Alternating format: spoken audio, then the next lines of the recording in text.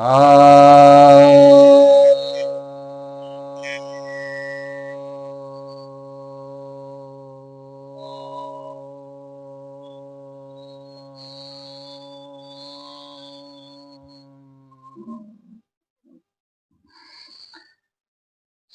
भक्तजनों को सब प्रेम नमन। भक्तों, आज मैं आपके समक्ष श्रीमद् भगवद गीता के 18वें अध्याय के 52वें श्लोक पर प्रवचन करने जा रहा हूँ।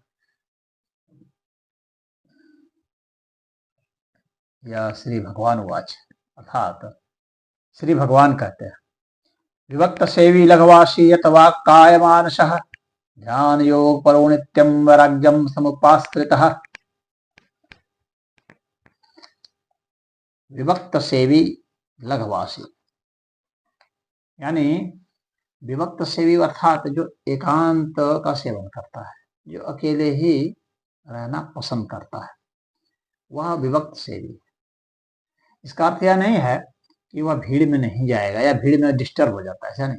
भीड़ में भी डिस्टर्ब नहीं होना चाहिए, परंतु उसका मन जो है अकेले नहीं रमता है, क्योंकि वहां आराम से वो साधना कर सकता है, भजन कर सकता है, कीर्तन कर सकता है। इसलिए नहीं कि अकेले में रहेंगे तो जो मन सो करेंगे, किसी को क्या पता चलेगा, या अकेले में रहेंगे तो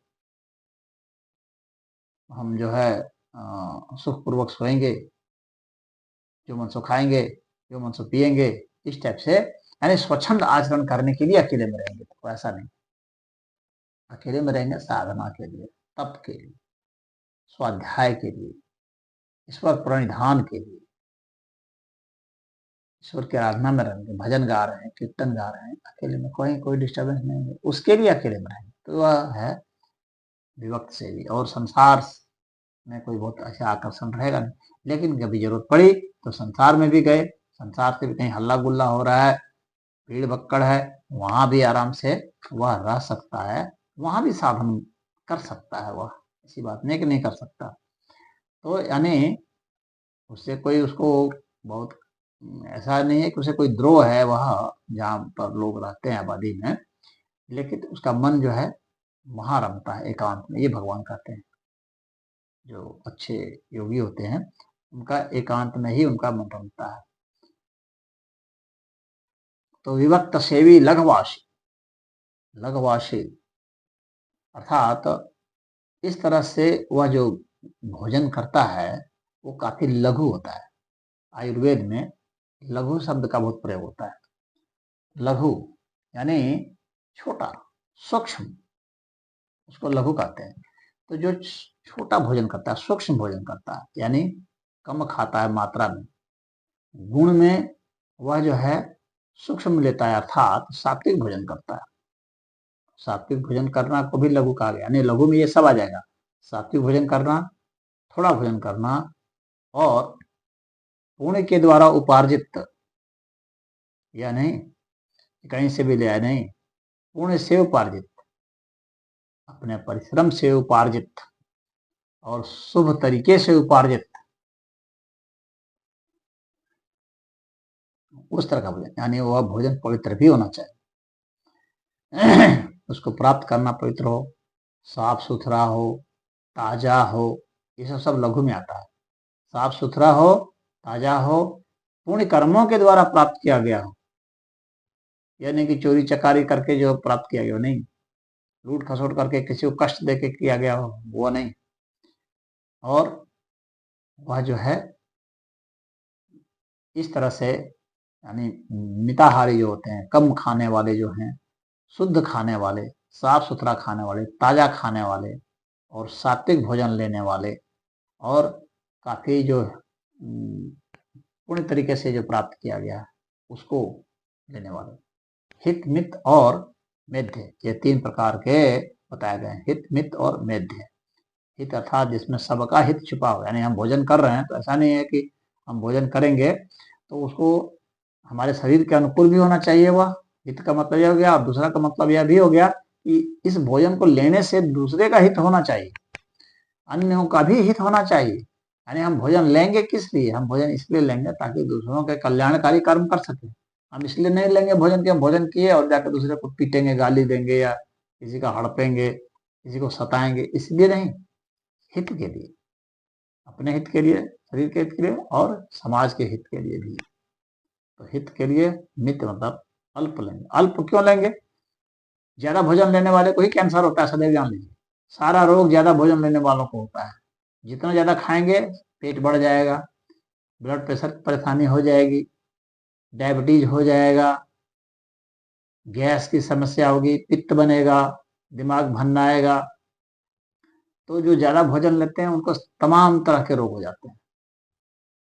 अगर आपको कैंसर हो रहा है तो आप भोजन कम कर दीजिए, आप देखिए कैंसर नहीं होगा। कैंसर सिर्फ उन्हीं को होता है जो बराबर भोजन करते हैं, कभी उपवास करते ही नहीं, और जो ज्यादा ठूस ठूस के खाते हैं, सारे कष्ट उनको है। तो और दूसरी बात यह है कि आप कम भोजन खाएंगे, उतना ही भोजन लेंगे ना जितनी की आपकी बहुत क्षुधा जो है कुछ शांत हो जाए, उतना ही भोजन लेंगे। और जब जो लोग ज्यादा भोजन लेते हैं तो क्या होते हैं, जिनको भोजन मिलना चाहिए उनको भोजन नहीं मिल रहा है। बहुत सारे ऐसे गरीब हैं दुनिया में, इनको भोजन नहीं मिल रहा है।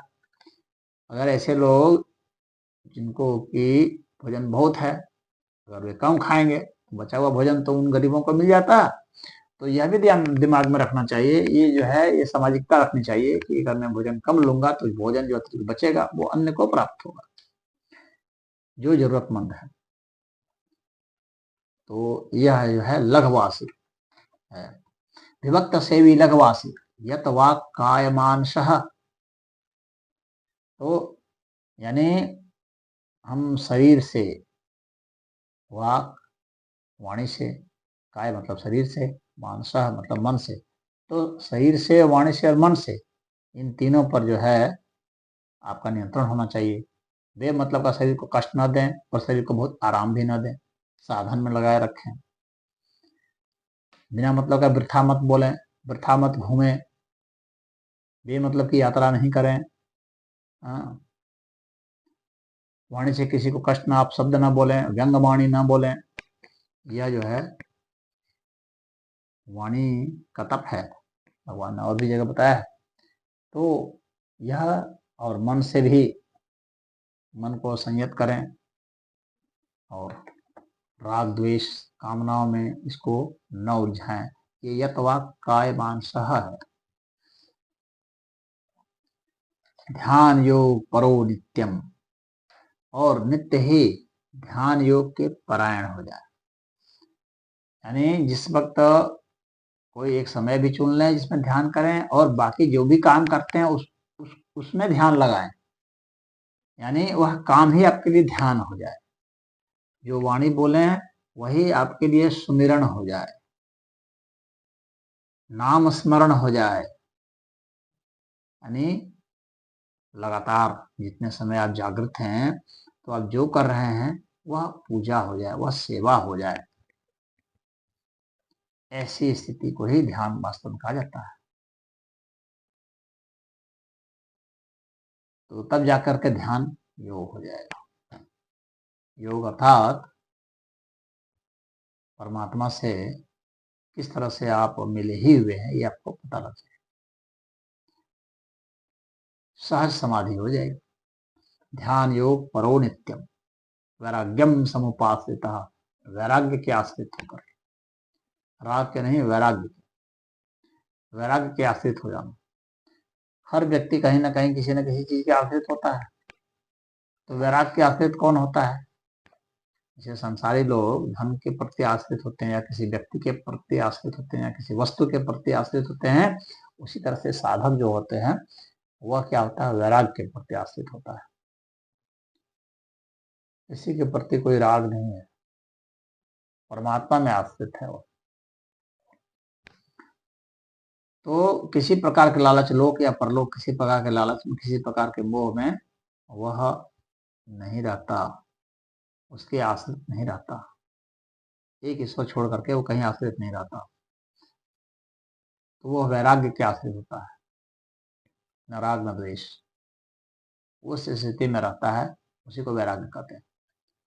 तो भगवान कह रहे हैं ऐसे जो ध्यान योगी हैं वो नित्य ही वैराग्य में आश्रित रहते हैं।